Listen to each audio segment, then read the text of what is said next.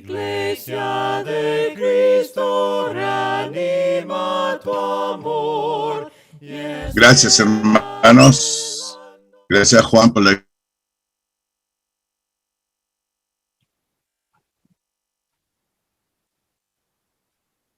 No es un título, sino que describe la relación, ¿verdad? A veces nos ayuda mucho explicar también que muchas de las palabras que están en el Nuevo Testamento han sido transliteradas ya de los idiomas originales a la lengua de cada uno sentido, pero para nosotros los latinos sí hace mucho sentido. Y muchas gracias por explicar, Juan, eso de que la iglesia sois vosotros, la eclesía, los llamados aparte. Ya dice que Dios no mora en templos hechos por manos del hombre, sino en el corazón de la persona. Bueno, muy bien. Quiero que abran sus Biblias al libro de Isaías. En mi clase introductoria yo hablé un poco de Isaías, que es un profeta. Así que como ya ustedes lo tienen clarito, entonces yo no me voy a referir solamente a ello de nuevo, sino que voy a entrar en el discurso propiamente tal. Pero antes quiero entregarles ya unas notas que yo tengo aquí, que las redacté en el año 82, en unas clases que yo enseñaba a los hermanos sobre el profeta Isaías, ¿ya? Luego voy a desaparecer de la imagen cuando me aparezca aquí la señal que dice su conexión a internet es inestable y de repente me voy a ir. Entonces me esperan un poquito y vuelvo, ¿entienden? Porque es muy inestable. Así que voy a leerles esto.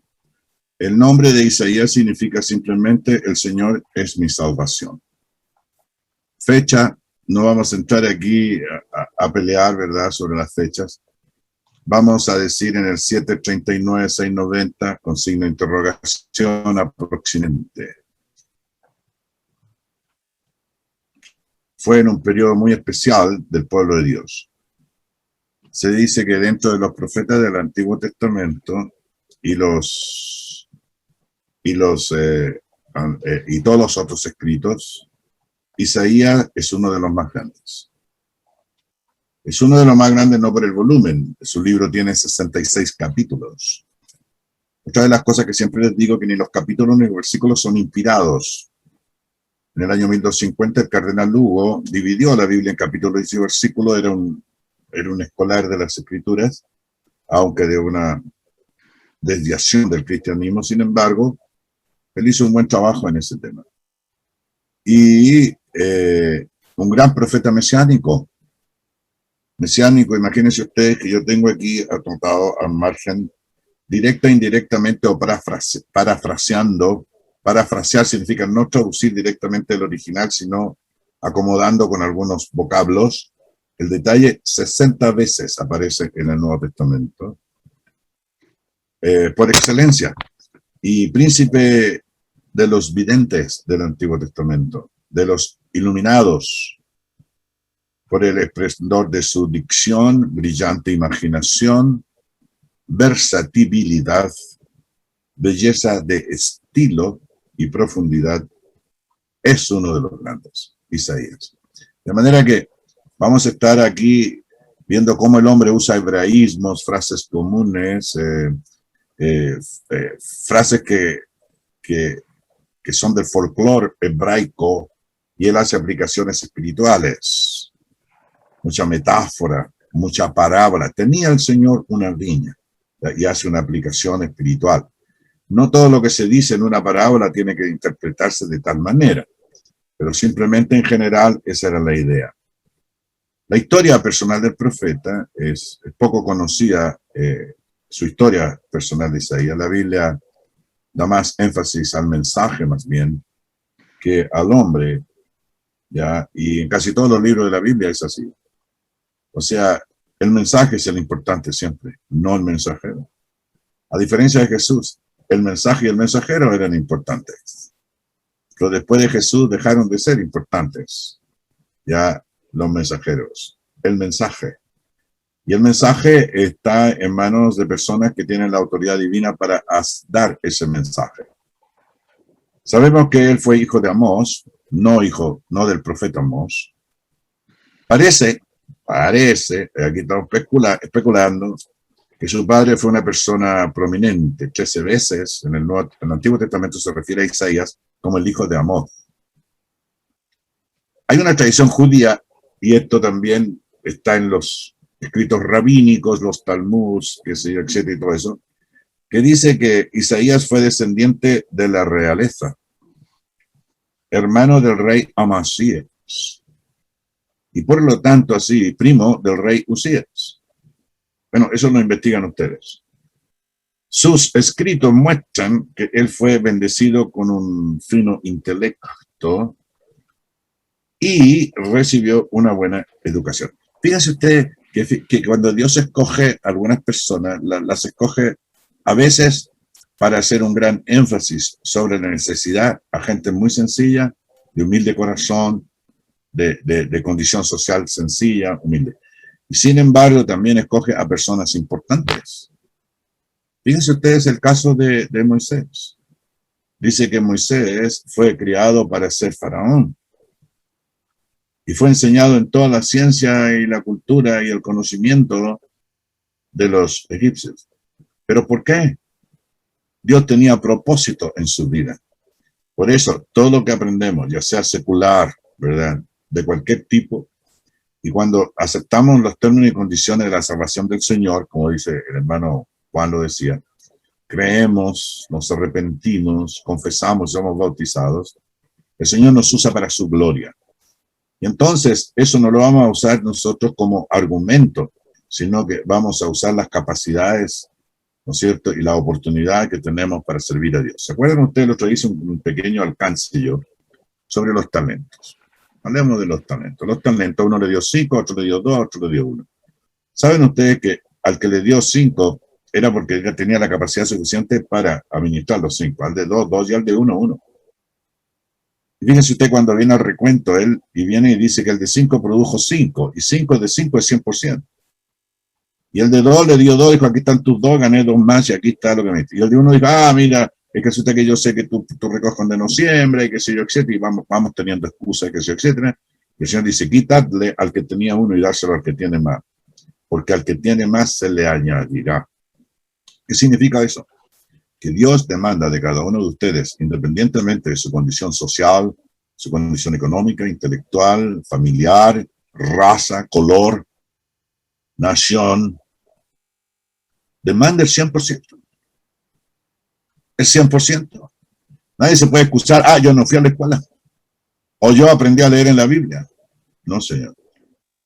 Todo lo que tú tienes, el 100% de tu capacidad y oportunidad, debe ser puesta al servicio de Dios. Y Dios te dará más. Hay hermanos a veces que nos quedamos. Dios exige el 100% de cada uno. Por ejemplo, tiene que estar en movimiento la cosa. Si se estanca, hay hermanos que nos estancamos, el agua que se estanca, decía mi abuelo, se pone putrefacta. Se tiene que oxigenar. Tiene que estar girando, moviéndose, recuperándose, alimentándose, purificándose. ¿Vale? Muy bien. Sin embargo, este hombre, toda su capacidad, independientemente si haya sido hermano del rey, ya, etcétera, etcétera, en su escrito muestra que fue bendecido con un fino intelecto y recibe una buena educación. Bueno, eso está para la gloria de Dios. Que no venga un hermano aquí a tirarnos encima, ¿no es cierto? O los que hemos estudiado un poco, que se dio los diplomas o cosas por el estilo. No me parece justo. A los hermanos se los respetar por lo que son y por lo que entienden y por lo que exponen de la palabra de Dios, y no por lo que es intelectualmente. Así que eso es súper importante. Sin embargo, Dios usó a personas de mucho talento, como también a personas sencillas y del vulgo. Por ejemplo, ¿por qué se sorprendían los judíos, que eran eruditos? Dice, estos son gentes del vulgo y sin letra. ¿Usted cree que eran personas que no entendían, que no eran inteligentes los 12? Sí, señor. Pedro era súper dotado, era un diamante en bruto, hecho a machetazo. Sin embargo, era súper potente, era extraordinariamente. Y de Pablo ni hablar, ni de Apolos, ni de Lucas, ni de Bernabé, ni de todos los que predicaban el Evangelio. Siempre se notaban que habían estado con Jesús. Pero ¿qué es lo que dice la palabra? Y una vez un hermano me contradecía, y yo traté de explicarle, al final el hermano, mucho cariño, siempre hemos sido muy amigos, y muy buen estudiante de la Biblia. Dice que eran hombres del vulgo y sin letras. No se refiere a que no entendían o que no saben cómo hablar, cómo expresarse. No, señor. La expresión esa significa que no tenían instrucción rabínica. O sea, no había estado con el rabino Rosas o con el rabino, con el rabino Toledo. Yo, no. Entonces, debemos apreciar a todos los hermanos sus talentos. Y no pongamos a juzgar a los hermanos por lo que ellos aparentemente estudiaran. Él era un excelente estudioso de las Escrituras. Él fue bendecido con un fino intelecto y recibió una buena educación. Para la gloria de Dios, pues, los hermanos que son profesionales, casi todos nuestros hijos ahora son profesionales. Bueno, Dios los ha bendecido con eso, con esa capacidad, para la gloria de Dios y para el servicio del Señor. Y no dejan de ser profesionales por eso. Pero la virtud que debe sobresalir en ellos, ¿verdad?, es la virtuosidad que ellos tienen como hijos de Dios, como predicadores del Evangelio. Él era un excelente estudioso de las Escrituras y tenía un buen conocimiento de ellas. Isaías fue casado, según Isaías 8:3, con una profetisa, una mujer que también, ¿verdad?, una mujer que podía predicar y enseñar. El tiempo y las circunstancias de la muerte de Isaías no son conocidos y tampoco son relevantes. De acuerdo con la tradición judía, el Talmud judío, los escritos y comentarios de los rabinos a través de los siglos, él fue asesinado por el rey Manasés, uno de los peores reyes que haya tenido el pueblo de Israel. El llamamiento de Isaías, uno extraordinario por sus características y gloria. En el capítulo 6 vamos a ver el llamado que se hace de él, parecido al llamado de Moisés y Pablo. Fíjense ustedes, es recurrente el Señor. Llama a personas que necesita y de una manera extraordinaria. Se le aparece la gloria de Dios. Dice que él no puede, hablar del Señor porque tiene labios inmundos. Y saca un carbón ardiente del altar y quema sus labios, lo purifica. Y está capacitado para hacerlo. A Pablo el Señor le dice, ¿quién eres, Señor? Le dice Pablo, yo soy Jesús a quien tú persigues. Pero él no perseguía a Jesús, perseguía a la eclesía, a los seguidores de Jesús. Seguir a los cristianos, maltratar a los cristianos, maltratar a Cristo. Y él le dice, yo le enseñaré lo que le dice a Ananías más tarde, lo que tiene que sufrir por causa del Evangelio del Señor. También una. ¿Y qué me dicen ustedes del caso no solamente de Pablo, sino también el caso de Moisés, que sube al monte? Fíjense ustedes que hay una cuestión reinteresante, y yo no puedo pasar esto porque años más o menos en el desconoce como el Pablo estaba preparado para hacerlo, era un príncipe de Egipto, pero estaba el Señor preparándolo y de repente está pastoreando y ve una zarza ardía para que no se consumía. Ustedes que tienen esta analítica y son buenos,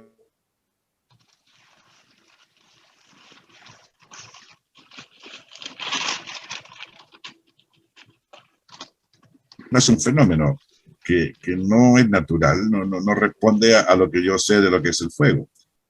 Y entonces él, pensando en eso, sube a ver qué es lo que pasa y se encuentra con el Señor mismo. Y el Señor le dice, yo te he cogido a ti para que tú saques a mi pueblo de Egipto. Entonces, ¿cómo el Señor escoge, verdad? Y también escoge a pescadores, escoge a personas sencillas. Isaías fue, como dije antes, casado. el llamamiento. Comenzaremos con el capítulo 1. Yo estoy preparando, aquí tengo un tomo entero de lo que tengo aquí yo en mis clases, ¿ya? Y entonces voy a preparar unas secuencias de unas vistas que quiero compartir con ustedes. Y hay algunas cuestiones históricas también que me parecen relevantes. Abran sus Biblias, por favor, a Isaías capítulo 1, versículo 1. Si ustedes me permiten, no quiero ser grosero, pero tengo que apagar esto porque me está diciendo su conexión a internet es inestable. Entonces mejor apago la imagen, ¿verdad?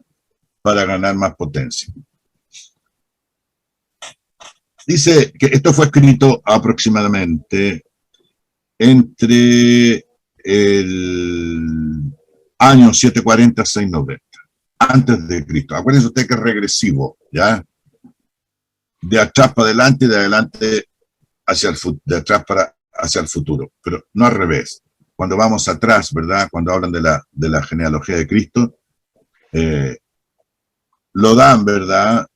De delante hacia atrás, etcétera, etcétera. Y ustedes me entienden a lo que me refiero. Entonces, no estamos hablando antes de la venida de Cristo, 740 años aproximadamente del nacimiento de Jesús.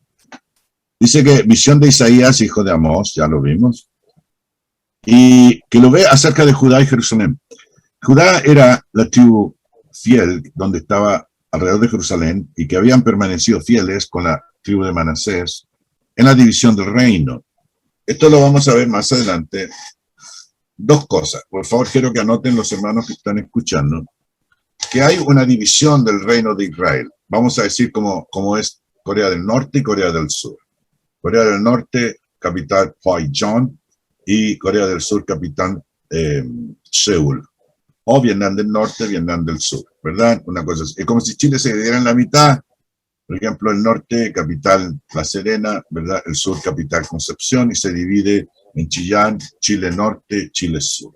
Dos países.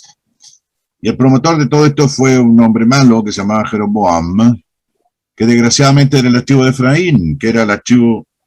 Acuérdese usted que Efraín era el primogénito de Israel. ¿Se acuerdan? Sí. Y el que la llevaba. Israel no podía ir a la guerra si no lo autorizaba la tribu de Efraín. Y eran muy imponentes, muy suyos. Y no hicieron un buen trabajo, separaron y establecieron el reino de Israel. El reino de Israel era del norte. Y entonces ellos, para evitar juntarse con los judíos, crearon una dinastía real que no eran reyes, sacerdotes que no eran sacerdotes, y pusieron dos cultos idolátricos, uno al norte, en Dan, y 8 en Betel, al sur. Dos lugares tremendamente simbólicos para el pueblo de Israel. Y entonces hicieron una mezcla, un injerto de mono con loro, ¿ya? Para la cosa que desde el punto de vista político, del punto de vista económico, fue espectacular. Desde el punto de vista moral y espiritual, un fracaso rotundo. Y al sur, escuchen ustedes, al sur, entonces era Judá, capital Jerusalén. Israel vino a ser sinónimo de Efraín. Efraín o Israel era lo mismo, por el liderazgo que marcaba la tribu esa. Y en el sur, Jacob, por Judá. Jacob, ¿verdad? Por los fieles. Y Jerusalén. Cuando Jesús se encuentra con la mujer samaritana,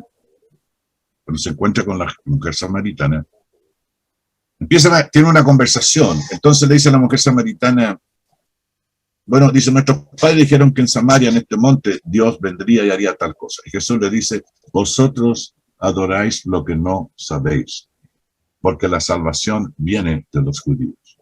Pero viene un día, le dice, y nosotros, dice Cristo, adoramos lo que sabemos. Pero viene un día que ni en este monte ni en Jerusalén adoraréis al Padre. Dios es espíritu y quiere adoradores en espíritu y verdad. Nosotros tenemos la verdad, Jesús. De manera que los samaritanos, el reino del norte era considerado apóstata, pero ya a morir. y apostató antes de Judá. Y Judá vio a su hermana a prostituirse espiritualmente, ¿verdad? A cometer fornicaciones con dioses ajenos. Dice, y no aprendió de su hermana Israel, ¿ya? Y cayó en lo mismo. Esto lo vamos a ver aquí en el libro de Isaías. De manera que cuando Isaías predica a Judá y Jerusalén lo que vio en los días de Usías, Jotam, Acaz y Ezequías, reyes de Judá. Vean ustedes en la lista, hay mucha literatura disponible para ver quiénes fueron estos reyes, qué es lo que hicieron. En Primera y Segunda de Crónicas, Primera de Reyes, Segunda de Reyes, está toda la información que ustedes quieran. Él comienza y dice, oíd cielos y escucha tu tierra. El mensaje es divino para los hombres sobre la tierra. Eso es lo que significa. El hermano muy bien dijo que la iglesia, la eclesía o esta congregación o este reino es de origen divino. El reino de los cielos habla de su origen y habla de el que lo ejerce. En este caso, de origen divino. Fíjense ustedes que hay un texto que más tarde lo vamos a leer en la visión de Nabucodonosor, en que vio la imagen con los cuatro, estas cosas, ¿no? La cabeza de oro, los pechos de bronce, de los otros de plata, de bronce, y los pies y los demás en parte de barro cocido y hierro que no se mezclan y qué sé yo, etc. Pero fue cortada de la montaña una piedra que dio sobre la imagen, la hizo polvo, y esa roca que pegó en el pie se hizo un gran monte donde vienen todos los de la tierra. Hablando de la profecía del reino indestructible de nuestro Señor Jesucristo. Oíd cielo y escuchad tu tierra. O sea, el mensaje divino, ustedes de la tierra lo deben escuchar. Todos los que estamos en esta pantalla, en este momento, en este programa, ¿saben por qué? Porque habla el Señor. Habla el Señor, hermanos. Oíd, cielos, los que están en la esfera celestial de origen divino, y ángeles y querubines y arcángeles, seres celestiales y ustedes. ¿Saben por qué? Porque habla el Señor. Cuando el Señor habla, tú escuchas y haces lo que Dios dice. Y dice, crié hijos y los engrandecí, y ellos se rebelaron contra mí. Uno de los grandes problemas que nosotros tenemos es la rebelión ya en contra del Señor. ¿Se acuerdan ustedes a qué comparó el Señor cuando el Señor mandó al rey Saúl a destruir a los pueblos que él estaba conquistando? ¿Se acuerdan o no? Sí, señor. Ya. Yo lo voy a citar brevemente. Si alguna persona quiere escucharlo un poquito.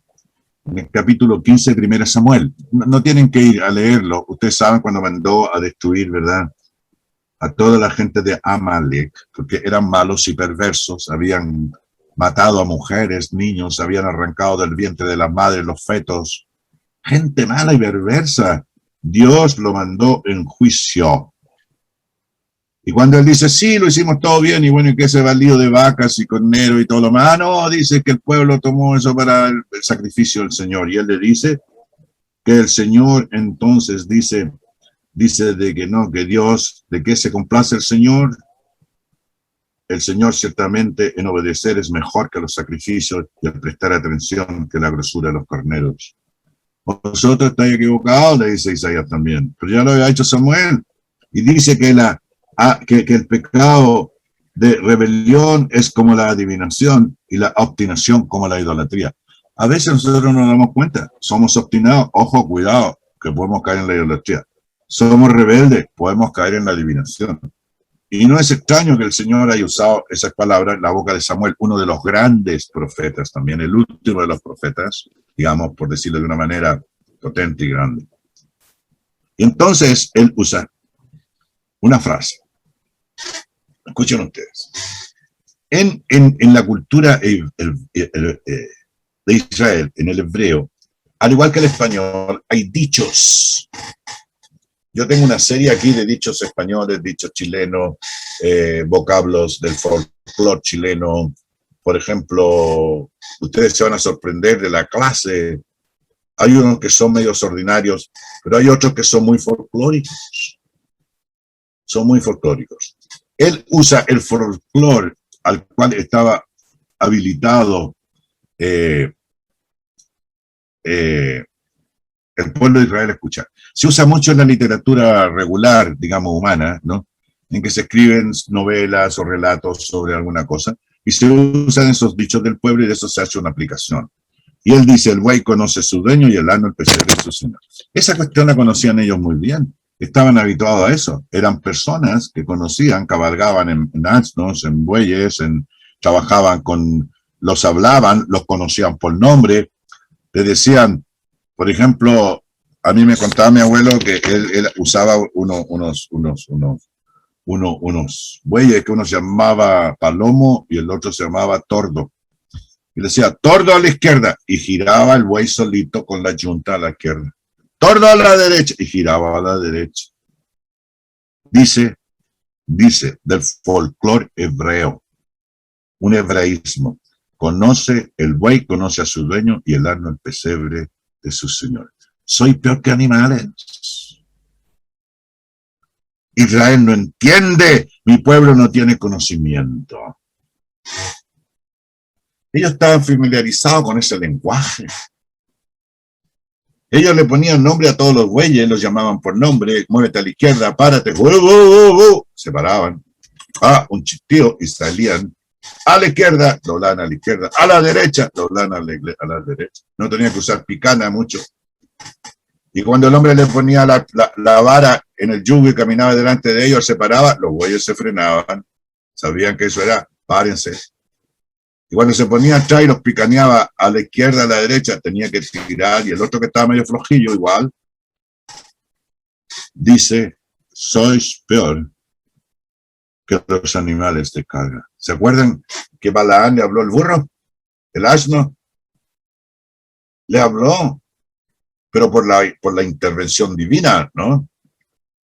O sea, a veces Dios tiene que hablarnos a través de los animales, a través de frases, a través de costumbres, para graficar una verdad. Ya. Esta comparación lingüística tiene que ver con gente pecadora, pueblo cargado de maldad, generación de malignos, hijos depravados. ¿No les parece fuerte? Bueno, la gente dice que no, que la gente de antes era mala, pero ahora son peor.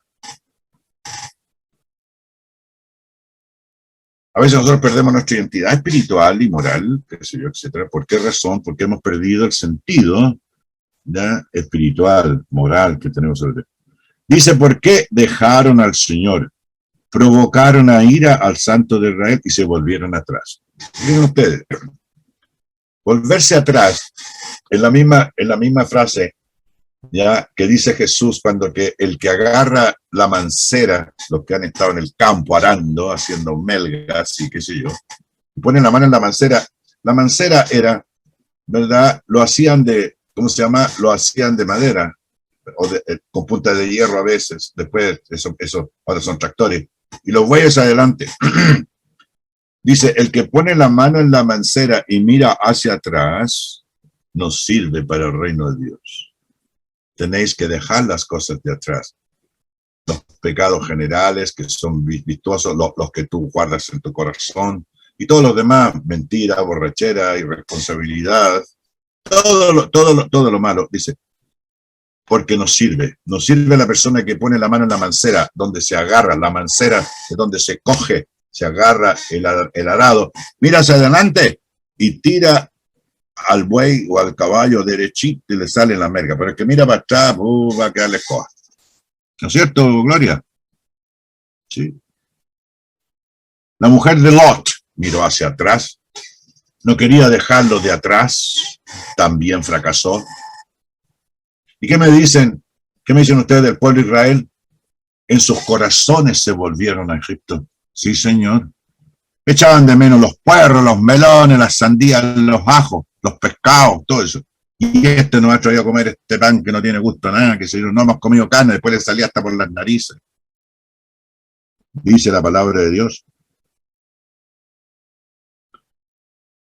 Ay, Señor. Dejaron al Señor provocándolo a ira y se volvieron atrás. Entonces viene una pregunta retórica. No necesita... Ahora, en retórica, y los que han estudiado esto saben bien, y los que no, pues también lo vamos a ver ahora.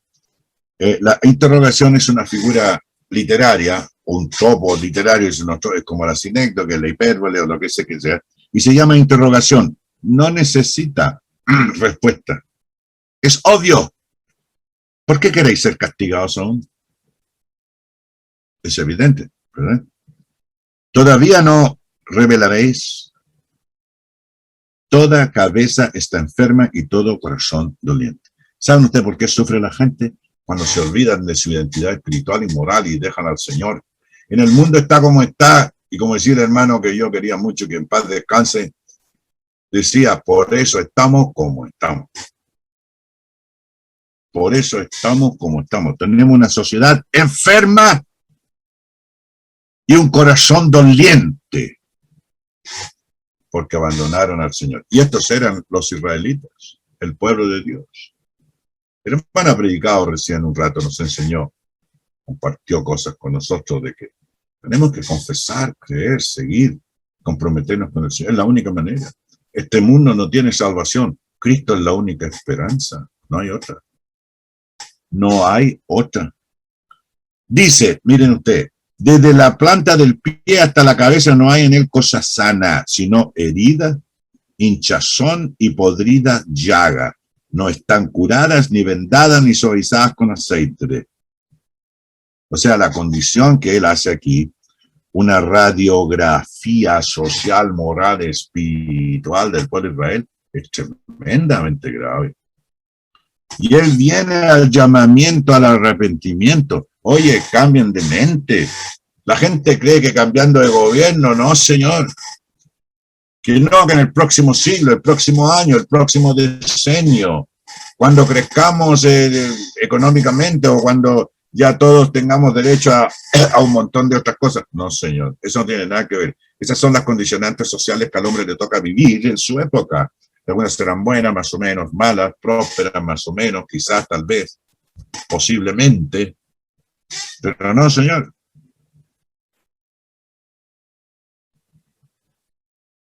No hay cosa sana. Estamos todos enfermos, sino herida, hinchazón y podrida llaga. Fíjense ustedes lo que esto significa. Esta es una radiografía moral y espiritual del pueblo de Israel, del pueblo de Dios. Nosotros somos el pueblo de Dios, somos la iglesia de Cristo. Bueno, si somos la iglesia de Cristo, nos identificamos con Cristo. Hemos sanado lo malo que teníamos, todavía tenemos heridas, estamos todavía hinchados de soberbia, de qué sé yo, de mundanalidad, sensualidad, materialismo. Todavía la llaga está a la vista y no cura, aunque les traigan una pomada mágica de Perú o de Venezuela, de donde sea. No están curadas, no, todavía están ahí malolientes, feas, ni vendadas ni suavizadas con aceite. ¿Y qué me dicen de vuestras cosas que les rodea, de la cosa humana, de la cosa del entorno? Vuestra tierra está destruida, vuestras ciudades puestas a fuego, vuestra tierra delante de vosotros comida por extranjeros y asolada como asolamiento extraño. Hermanos, es una introducción, como quien dice, al tiro, a la llaga, a la herida, a ser responsable a la gente de su condición moral espiritual. Es un Señor que está comprometido con ese mensaje. El verso 8, interesantísimo. Antes de leer este texto, quiero decir dos cosas. Y quiero que, por favor, yo sé que me están escuchando, pero que tomen nota en sus cuadernos, que están haciendo nota, clase de Isaías, Efraín, tal fecha, La explicación de Sión. Yo no sé si ustedes han escuchado la versión del Emen, que se llama Los ríos de Babilonia, que es una canción, era muy bonita, una canción que la cantan gente del África, qué sé yo, etcétera, y una gente que la compuso. Y está basada, tengo entendido, en el Salmo 37 o 57, Los ríos de Babilonia. Dice, vengan y cántenos esas cantas de alabanzas cuando estábamos en el cautiverio, ¿verdad? Sentado a la orilla, y ustedes cantaban esas canciones dulces y lindas, dice, mirando a Sión.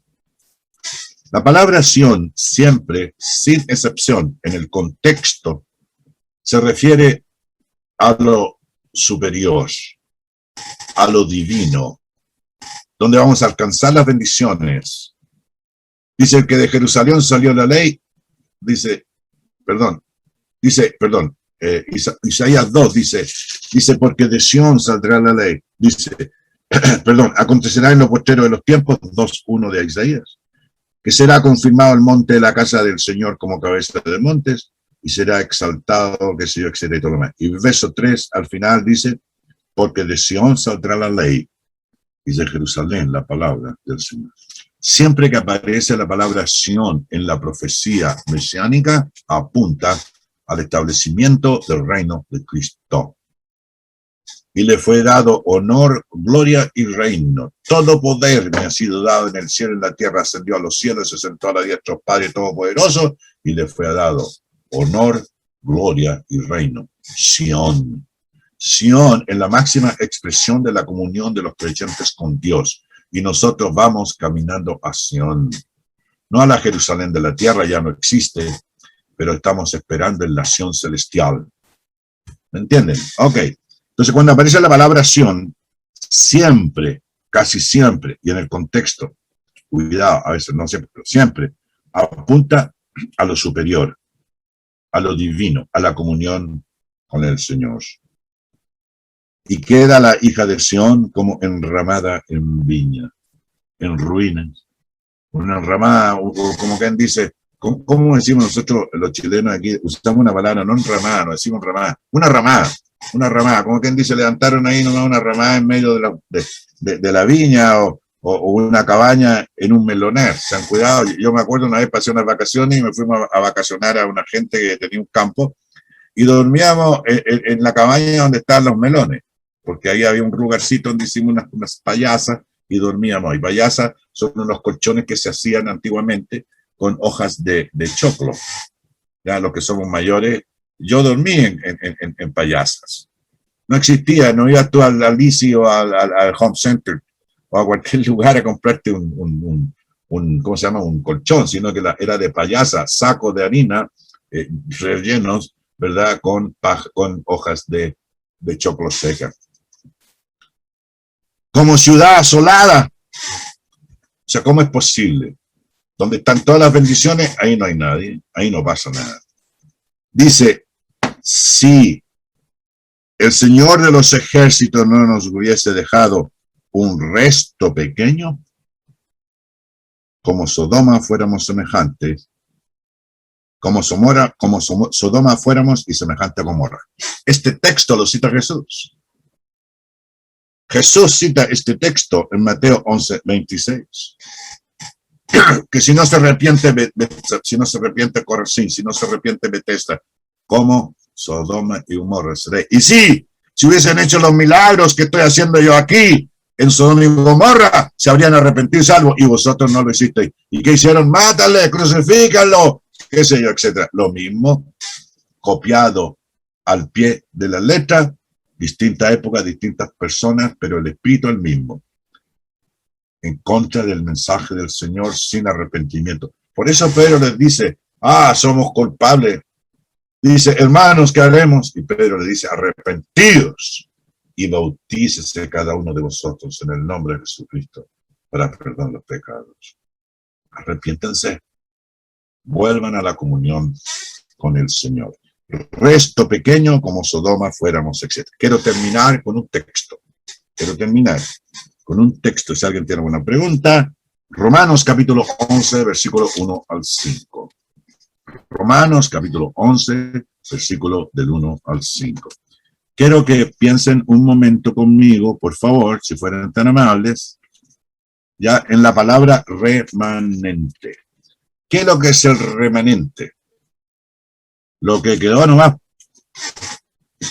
Lo que quedó. Como quien dice el barrio. Un resto. Un puñadito, unos pocos. ¿Ok? ¿Me escuchan? Bien. Vamos a leer. Capítulo 11 del libro de Romanos. Capítulo 11, verso 1. Digo, pues, dice Pablo, ¿ha desechado Dios a su pueblo? No necesita respuesta, pero él lo aclara y dice, en ninguna manera. Porque yo soy israelita, en cuanto a origen, de la descendencia de Abraham y de la tribu de Benjamín, a que fueron hechas las promesas.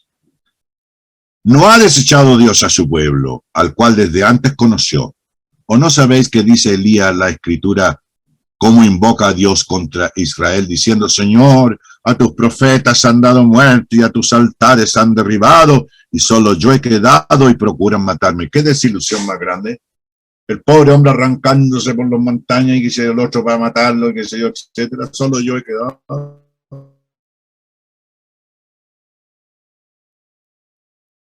7,000 hombres que no han doblado la rodilla delante de Baal. Así también aún en este tiempo ha quedado un remanente escogido por gracia, vosotros, la iglesia de Cristo. Vosotros, hermanos, sois el remanente escogido por gracia. Que todos se aparten, no importa. Que seamos, como decía un hermano, 4 personas y el gato, no importa. Que a veces somos unos cuantos, ahí estamos, pero ese es el remanente que hemos sido escogidos por Dios, por gracia, y no han doblado la rodilla delante de Baal. ¿Y qué es lo que es Baal? Simboliza todos los familiarmente, económicamente, como país, como sociedad. Que el Señor les bendiga a todos.